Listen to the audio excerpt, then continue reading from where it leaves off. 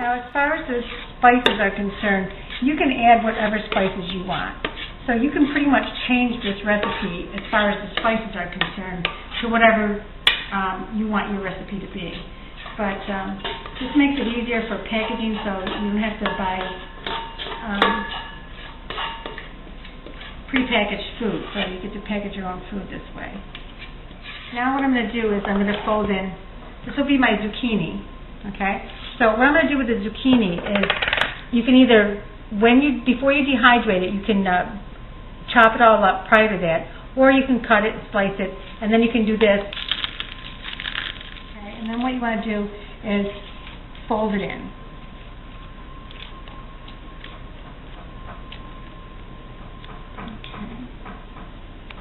Now I'm going to do the same thing with the apples. I'm going to throw the apples in it and fold that in too. Now in my third loaf I'm going to add blueberries and some cranberries. So I'm going to do blueberry and cranberry. And I'm going to fold that in.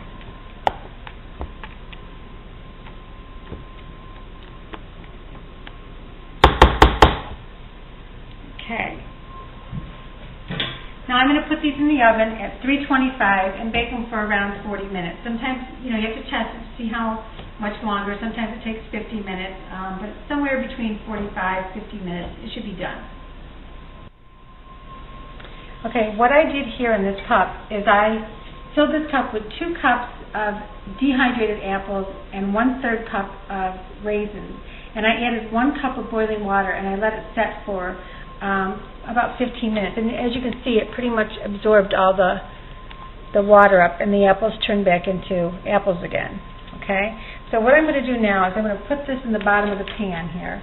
This is my oven apple pancake. I'm going to mix this up with the raisins. Just put it all around like that. And then I'm going to add 1/4 cup of brown sugar and 1/2 teaspoon of cinnamon. Okay, and now I'm going to put 2 tablespoons of butter in. And I'm going to stir that around. This is really simple to do, and it's a really nice brunch treat or breakfast or snack. Okay, now I'm going to take this and I'm going to put it in the oven at 425 for 15 minutes, just to brown it. Okay, while that's browning, I'm going to take 4 eggs and I'm going to put them in this bowl.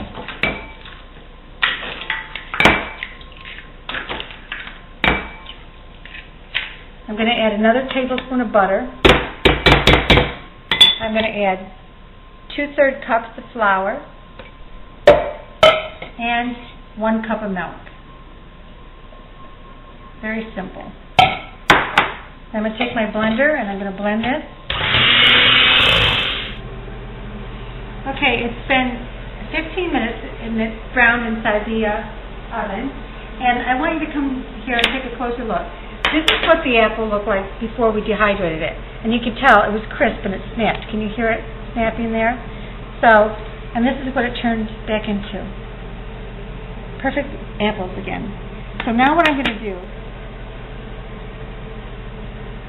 okay, this is so good.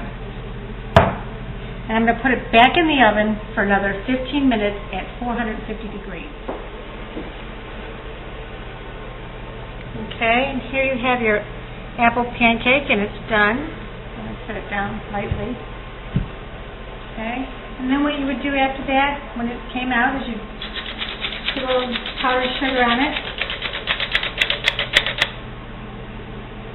And if you're using it for a brunch or something, you can take some mint leaves and a dehydrated raspberry, and there you have it. Isn't that beautiful?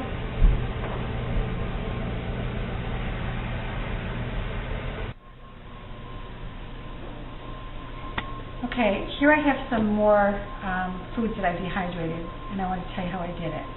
So over here we have the sweet potatoes. What I did first was I boiled the sweet potatoes, then I removed the peelings, and then I mashed them up and put them on the tray, and they look like this. Then what I did was, to rehydrate them, what I did was I've taken the sweet potatoes, I put them in here, I added a cup of water, and now they look like this, and I'm going to stick them in the microwave, and I'm going to cook them, and then I'm going to mix them up and put butter on them. And I'll show you what that looks like in a little bit. And what you have here are instant sweet potatoes. And these things, and if you were to eat these, you cannot tell the difference between these dehydrated potatoes and a fresh potato that you just cooked. There's no way that you could tell the difference between these two. And I cooked dehydrated foods for my family for a long time, and when I first started doing it, they said, there's no way I'm going to eat that. And now my husband will say that my soups are so good they should be knocking down the doors to get in here to eat them. So I just want to let you know that this is the most economical way that you can think of to preserve your food. And when you rehydrate that, you cannot tell the difference. And it doesn't cost anything to preserve this. You don't have to pay for a refrigerator or anything like that. The only thing you do is dry it out and throw it in a bag and stick it on the shelf, and it's good for a really long time. Okay. One of the really easy ways to do apricots. Sometimes what I do is I'll go to the store and I'll buy a large bag of dried apricot. Now, dried fruit is not the same as dehydrated fruit, but there's a trick.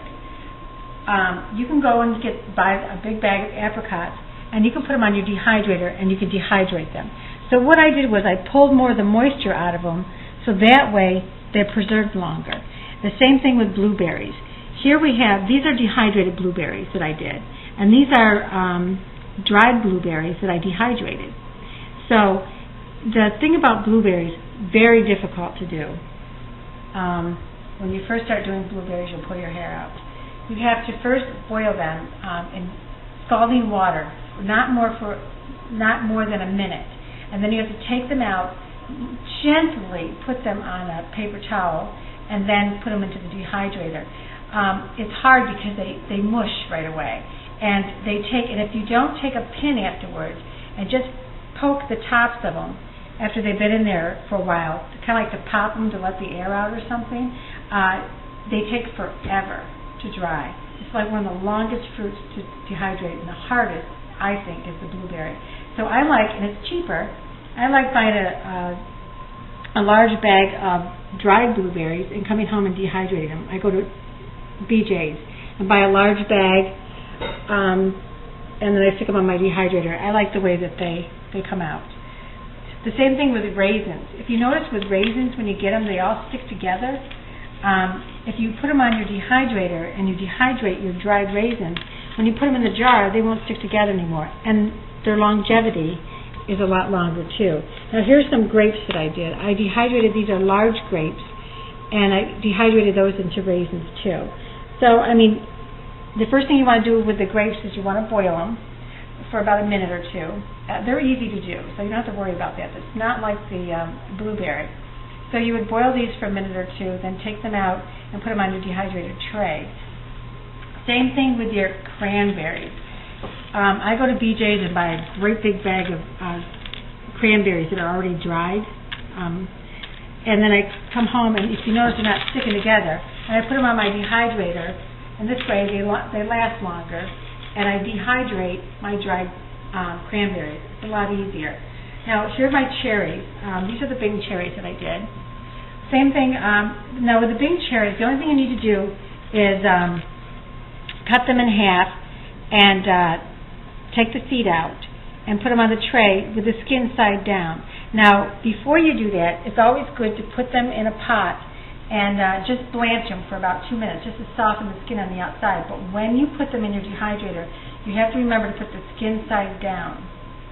Okay?